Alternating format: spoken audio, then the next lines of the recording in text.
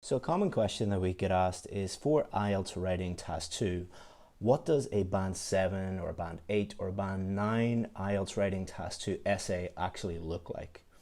Most of you are in this range. Most of you are getting a band 5, 5.5, 6 or 6.5. And you need a band 7, 8 or 9 in IELTS writing task 2. So what I thought I would do is in this video show you what a band 5 to 6.5 essay looks like in comparison to a band 7, 8 or 9 essay, because there are some very simple things that you can learn how to do that most of the students that we work with that get a band 8 or a band 9 in IELTS writing task 2, they're doing some really simple things that we teach them, and our students regularly get a band 8 or 9 in their IELTS writing task 2 essays. And there are some things that you need to avoid. At IELTS Advantage, what we do is we teach you not only how to do the right things, but how to avoid the things that lead to lower scores. So without further ado, what I'm going to do is show you the main differences between this student and this student. So it all starts with the task 2 question. This student does little or no thinking, whereas this student thinks deeply about the question, because without really fully understanding the question, you will never be able to generate clear, relevant ideas. Without clear, relevant ideas, you will never be able to actually answer the question. Without really understanding the question, you will not be able to write a good essay. So it all starts with understanding the question. So this student reads the question, fully understands it, understands what the general topic is, understands what the specific things they want them to write about, and then they totally focus their mind on that. This student will read it very, very quickly and just start generating ideas or writing immediately. The analogy I always use with my students are seeds. So seeds, you plant a seed in your garden, and whatever seed you plant, you're going to get that plant or that tree. So this student starts off very confused. Their seed is going to produce a confused essay. This student starts off with a very simple, clear idea in their mind as to what the examiner is looking for. Therefore, their essay is simple, clear, easy to understand. Then this student generates general or irrelevant or complex ideas. So general ideas are the student will just talk randomly or write randomly about this topic. So they won't really focus on the specific thing they want them to write about. They'll just write everything they know about sugary drinks and sugar and health and everything without really focusing on the topic. Very similar to irrelevant ideas. If they haven't thought about the question and understood the question, they will generate ideas that don't really answer the question. Or this is very common with intelligent students. Like we work with a lot of doctors, engineers, lawyers, people like that. And what they tend to do is try and think of the most complex idea, the most difficult idea, the most impressive idea. Again, thinking about that seed, if you start off with a complex idea, that will be difficult to explain, difficult to think of examples for, difficult to write about in general, so you will get a very complex, difficult to understand essay, which leads to failure. The band 7, 8 and 9 student, what they do is they generate simple ideas that directly answer the question. These ideas are easy to think of, they are relevant, they are quick to think of, and they directly do what you're supposed to do, which is answer the question. Again, starting off with this seed, if your seed is simple and easy to understand, then you will understand it, you will be able to write clearly about it, and the examiner will be able to understand your idea and understand the rest of your essay. IELTS is a communications test. They are testing your ability to communicate with the examiner, communicate with the reader. By generating simple ideas, you're making your job easier and you're making the examiner's, the reader's job much easier. Then this student does little or no planning. And this student does 5 to 10 minutes planning. Forgive my little boo-boo there. So at IELTS Advantage, we have more Band 7 or above success stories than any other course in the world. You can go and check that out on our website. And 90% of the students who get a Band 7 or above, when we ask them what were the keys to you getting a high score, 90% of them will say that they spent 5 to 10 minutes planning. Why is this so important? Well, think of it as like Google Maps for your essay. If you have Google Maps, it's very easy to get to your destination. You don't have to think about how to get there. You just follow the map. This student knows exactly what to write in their essay. It's like having Google Maps for their essay. So they do all their thinking in this stage. They get everything done in terms of thinking, and then they can focus on writing. This student does little or no thinking, and they have to do all of their thinking when they are down here at the writing stage. So they're writing a little bit, then thinking, then writing, then thinking, and then they get lost, and then they get frustrated, they get stressed, they get lost even more, and then their essay is a complete mess, they're running out of time, and they fail. In the comments, how many times has this happened to you? The more you plan, the more you invest time in planning, the easier it will be to write your essay. So let's have a look now at what our students do for their introduction. Okay. So consistently what we see with these students is useless background information or background statements. They'll consistently say things like, in the modern world or nowadays, sugary drinks are a very hot, controversial topic in the modern world, or some nonsense like that. Now, this isn't really going to lower your score, but it doesn't add anything to your score. So you've just wasted a huge amount of your time doing nothing, basically. If you contrast that with the Band 7 to 9 student, every single letter, every single word, every single sentence contributes to them getting that high score. This student has just memorized this, or they've read so-called Band 9 essays that are not really Band 9, and this leads to them just memorizing stuff and inserting it into their essay. The IELTS Writing Task 2 test is not a memorization test. It is testing your ability to clearly communicate in writing. These do not help you communicate. Second thing they'll do is there's no clear position or ideas. It's not really clear from looking at their introduction what they think about the question. They don't really mention if they agree or disagree, and maybe if they do, they don't say why they agree or disagree. So the examiner is reading this and they don't really know what you think about the question. They are testing what you know about the question.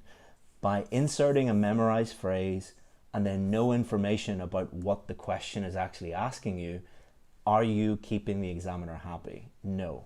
And the third common thing that we see is lots of attempts. The key word there is attempts at high level vocab and grammar. So it's very, very common that after they put in this useless background information, that they just try and insert lots of big, fancy, high-level words that they've memorized or they've seen in some YouTube video that says, you know, learn these 5 band 9 words and you'll get a band 9. They attempt to use these words, but nearly always, if they are trying to do this, they are using them either inaccurately or inappropriately. In order to get a high score, the vocabulary and the grammar that you use should be accurate and it should be appropriate. Memorizing phrases and big fancy words lowers your score. It does not increase your score. What a band 7, 8 or 9 student does is the first thing they do is they paraphrase the question accurately. So what paraphrasing the question demonstrates to the examiner is that you fully understood the question. If you don't understand the question, then you cannot paraphrase the question. It also demonstrates that you have band 7, 8 or 9 level vocabulary and grammar, because you cannot paraphrase accurately and appropriately if you do not have band 7, 8 or 9 vocabulary and grammar. The next thing, there will be a clear position. In this case, your position will be, do you agree or disagree? That will be clearly stated. And clear ideas. So you'll have, for this type of question, you'll have 2 clear main ideas in your introduction. I agree because X and Y, or I disagree because of X and Y. And your position will be clear. Your ideas will be clear, easy to understand, not complex and difficult to understand. You should be able to give this introduction to anybody in the world that speaks English, show it to them, and they can clearly understand it. If you show this to anybody in the world, they will not understand it because it will be nonsense. And in general, their vocabulary and their grammar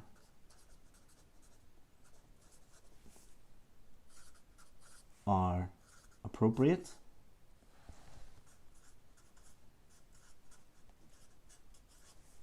and accurate.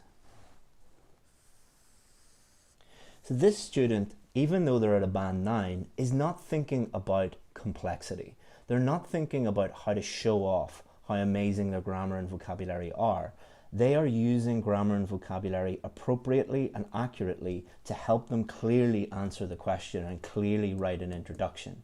If they do that, they'll use some high-level words and some more complex grammar naturally, but the focus for this student is on clearly answering the question and writing a good introduction. The focus for this student is showing off how much vocabulary and grammar and phrases and all this nonsense that they have memorized. The IELTS Writing Task 2 test is not a memorization test. It is a communications test. This person, if they moved to Toronto or London or Sydney, they would not be able to clearly communicate with people. This person can. What is IELTS actually testing? Is testing, can you move to an English-speaking country and communicate with people clearly? That is the key to a band 7, 8 or 9. So let's move on to the main body paragraphs. MBP, main body paragraphs. Okay, so you're going to have 2 main body paragraphs for this particular type of question. What this student does is they have multiple ideas in one paragraph, and many are irrelevant. By irrelevant, they just do not answer the question. So they've lots and lots of main ideas. We would call this a shotgun approach, where they are just shooting as much information as possible at the examiner. This student is not using a shotgun, they're using a sniper rifle. 1 shot, 1 kill. 1 idea, clearly explained to the examiner, and this student is clearly communicating. This student is just writing as much information about the general topic as possible. They also have a lack of idea development. So they are writing lots of ideas, but they're not explaining those ideas. They're not supporting those ideas with examples. There is also a lack of coherence and cohesion. So what does coherence mean? It means that it is clear, it is easy to understand. Useless background information, confusing. No clear position or ideas, confusing. Lots of grammar and vocabulary mistakes, very confusing, difficult to read. All of this makes it very confusing and difficult to read too. So is it clear? No, it is giving the examiner a headache. Cohesion means that do the elements in your introduction and your main body paragraphs, do they link together? Do your ideas in the introduction, for example, match up with your ideas in the main body paragraphs? Your introduction should introduce your main ideas. Your main body paragraph should take those same ideas and develop them and talk about them in detail. Often people with getting a band 5, band 6, 6.5, they will have different ideas here and then different ideas here. There is no cohesion. And then when it comes to vocabulary and grammar, so the vocab and grammar make it harder for the reader. So why do we write an essay? We write an essay to communicate with the reader. If your vocabulary and grammar makes it harder for the reader to understand the answer to the question, again, we're always going back to the question, then your vocabulary and grammar is not very good. It doesn't matter if it is high level or not. It doesn't matter if it is complex or not. Does it help the reader or not? If it doesn't help the reader, then you're going to get one of these lower scores. Let's contrast that with a band 8, band 9 student. What are they doing in their main body paragraphs? So they start off with a topic sentence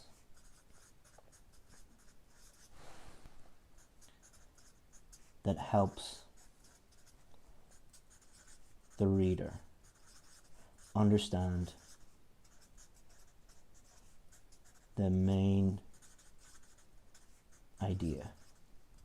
Okay, so for do you agree or disagree questions, each main body paragraph will have one main idea. Your first sentence should be your topic sentence, and what it does is it just tells the reader, this is the main idea. This is what this paragraph is about. It is helping the reader. The most important thing is to help the reader understand what is going on. And it's also linked to the idea that you have in your introduction. So if your introduction has X and Y, so X is idea number 1 and Y is idea number 2, your first topic sentence should just be X. This is the main idea. Then it clearly, and note how many times I have used the word clear, explains how main idea answers the question. Clearly answers the question. What do you need to do? You need to clearly answer the question. So you write your idea and then you clearly explain how that answers the question, clearly. Then what they do is they support main idea with evidence, otherwise known as an example. So their evidence, their example, supports the main idea. It is linked to that main idea. It is just providing evidence. It is providing proof to show the examiner, this is why my main idea is correct and why it answers the question. And then finally, vocab and grammar help the reader. All of their grammar and vocabulary, especially at a band 9, the vocabulary and grammar, if you show a band 9 essay to the average IELTS student, they will normally say that it is a band 5 or a band 6 essay. Why is that?